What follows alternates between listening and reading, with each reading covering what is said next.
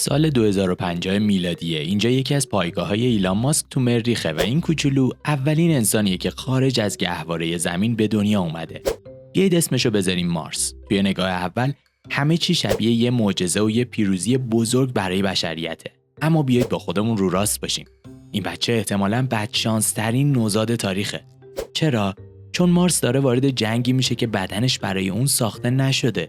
ببینید، بدن من و شما حاصل میلیون‌ها سال آزمون و خطاست که فقط برای زمین طراحی شده. ما برای جاذبه 1G، فشار هوای سنگین و میدان مغناطیسی محافظ زمین تکامل پیدا کردیم. تک تک سلولای بدن ما دقیقاً با قوانین فیزیک زمین کوک شدن. حالا ما این سیستم دقیق رو برداشتیم و گذاشتیمش توی دنیایی که جاذبه‌اش 1/3 زمینه. مریخ یه زمین دوم نیست، یه بیابون منجمد، سمی و رادیواکتیوه. سوال اصلی این نیست که چطور اونجا خونه بسازیم. سوال اینه آیا مارس اصلا میتونه زنده بمونه؟ اگه زنده موند بدنش چطور تغییر میکنه؟ آیا قدش 3 متر میشه؟ و مهمتر از همه، آیا وقتی بزرگ شد ما زمینی‌ها هنوز میتونیم اونو انسان صدا کنیم؟ بیایید آناتومی اولین مریخی تاریخ رو بررسی کنیم. خب سالها میگذره و مارس شروع میکنه به راه رفتن، اما اولین قدم‌های اون اصلا شبیه قدم‌های ما نیست. روی مریخ جاذبه فقط 38% زمینه. راه رفتن اونجا بیشتر شبیه پریدن‌های آروم روی ترامپولین ابدیه. شاید بگید چه باحال، اما بدن ما اینطور فکر نمی‌کنه. قانونی داریم تو پزشکی به اسم قانون ولف. استخونای ما باهوشن. اونا فقط وقتی سفت و محکم میشن که زیر فشار باشن، مثل عضلات بدنسازها.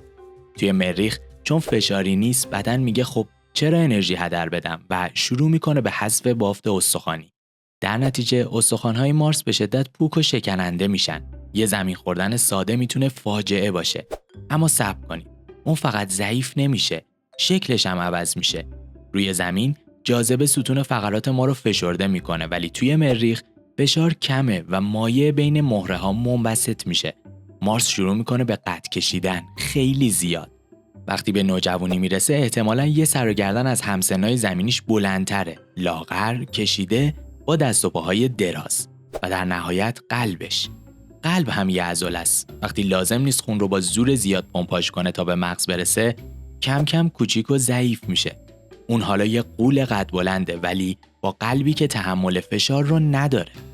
ما یه نوجوان قد بلند و شکننده داریم. حالا این نوجوان کجا قراره قایم موشک بازی کنه؟ روی سطح مریخ؟ ابداً.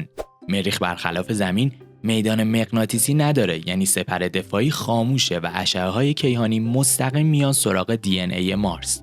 پس مارس مجبور تبدیل بشه به یه غارنشین مدرن. خونه امن اون لوله‌های گدازه‌ای عمیق در زیر زمینه.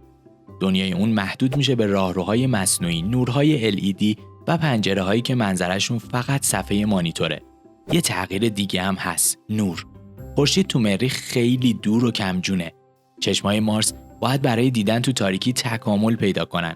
احتمالاً مردمک چشماش گشادتر و بزرگتر بشن، یه چیزی شبیه گربه‌ها یا کاراکترهای انیمه ژاپنی.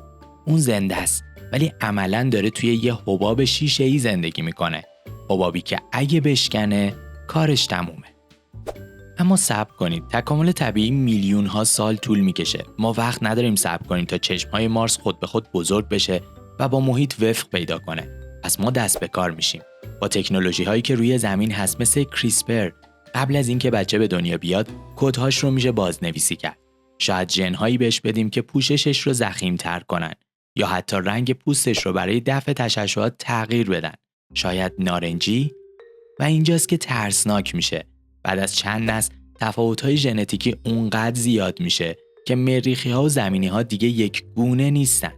تبریک میگم، ما دیگه با هوموسیپینز طرف نیستیم، یه گونه جدید داریم. حالا تصور کنید مارس 20 ساله شده. اون داستان‌های زمین رو شنیده، آسمان آبی، باران، دریا.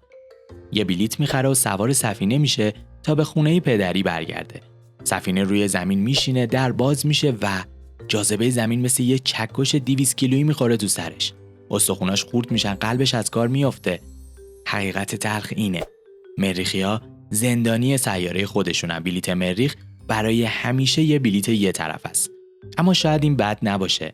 بچه توی تصویر اول ویدیو رو یادتونه؟ اون پایان انسانیت نیست، شروع کهکشانی شدن ماست. شما چی فکر میکنید؟ حاضرید بچه‌تون رو تو مریخ به دنیا بیارید؟ حتی اگه بدونید هیچ وقت نمیتونه برگرده، تو کامنت ها برام بنویسید. لایک و سابسکرایب یادتون نره تا تو سفر بعدی جا نمونید.